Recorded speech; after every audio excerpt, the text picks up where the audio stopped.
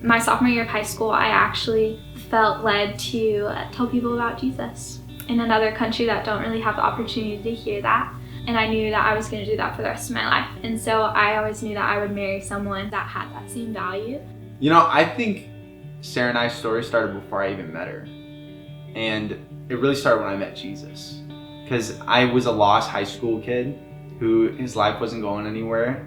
And meeting Jesus, becoming a Christian, it's like my life had purpose and direction. On July 18th, 2017, I met Levi at a Chi Alpha meeting. I thought that he was really cute and he was really funny.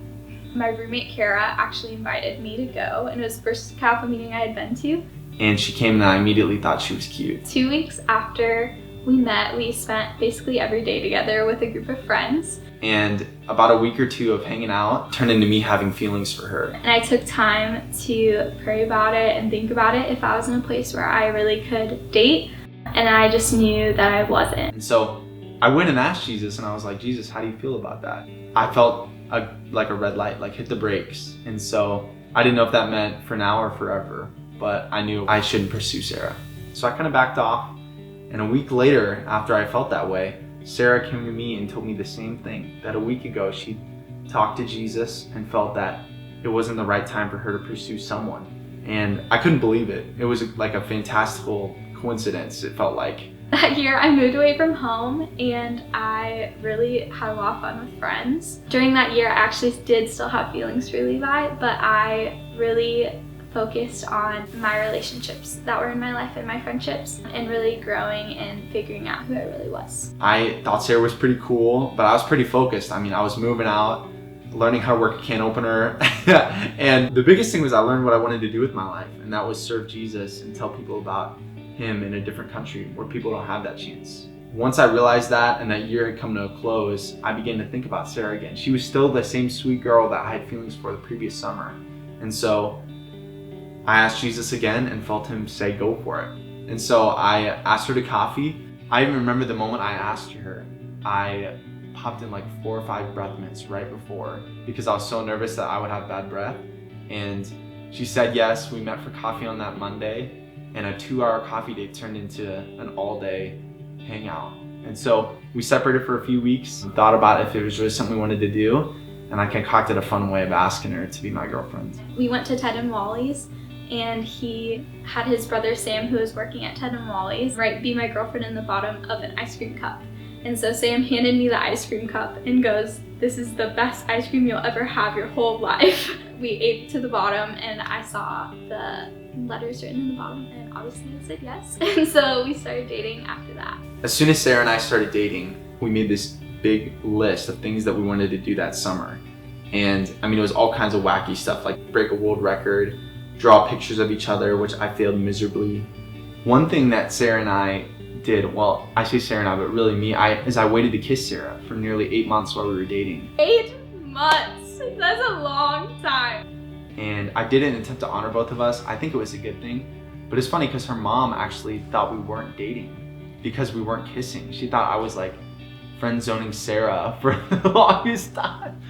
The longer Sarah and I dated, the more I found out that everything I liked about her was in abundance and that she really was an incredible woman and our lives were going the same way. And I think that finally hit me at her brother's wedding. Sarah looked amazing. Seeing her around her family and kind of fully understanding where she's coming from and also who she is, I felt like, wow, this is the woman I want to marry. So from then on, I went into planning mode.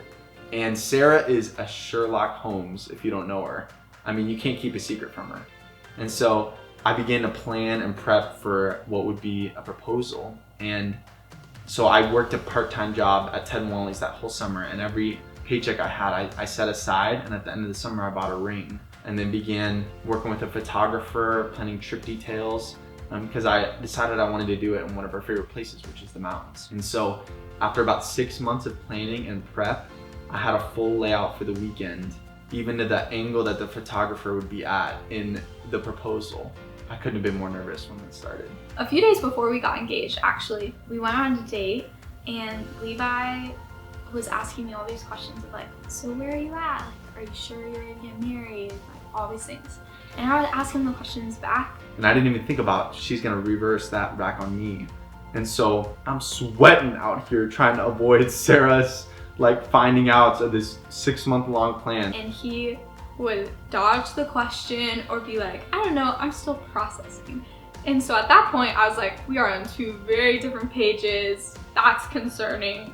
Let's see how he feels in a week. I don't know. So the morning of our engagement in Colorado, we went hiking, which is like my favorite thing to do.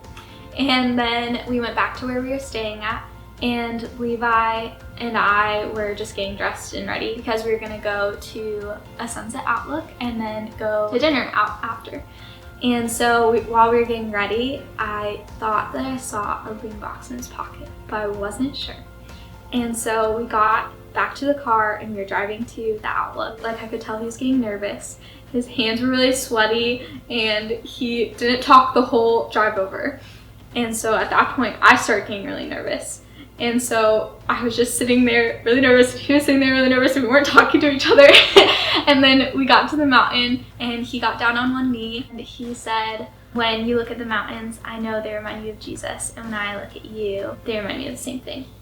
And he said, I don't want to be your boyfriend anymore. I don't want to be your best friend anymore. I want to be your husband. So obviously I said yes, probably screamed. And then the photographer came in and we took pictures together, and then we got back to the car and we just looked at each other and we started crying. We were just so happy and so overwhelmed at how it all worked out. From the beginning of Sarah and I's relationship, it was always about Jesus. It's what brought us together, it's what keeping us together, and that's what our lives are looking like from here on out. I love the way he put it together.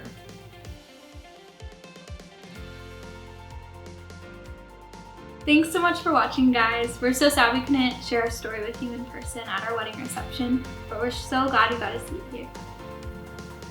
COVID-19, it's changed a lot. One thing that hasn't changed is that we're still getting married, and we would love for you to join us for the live ceremony. It's going to be on my Facebook at 3 p.m. Central Time in the US for all of our international friends watching. Hope you can join us. We love you guys.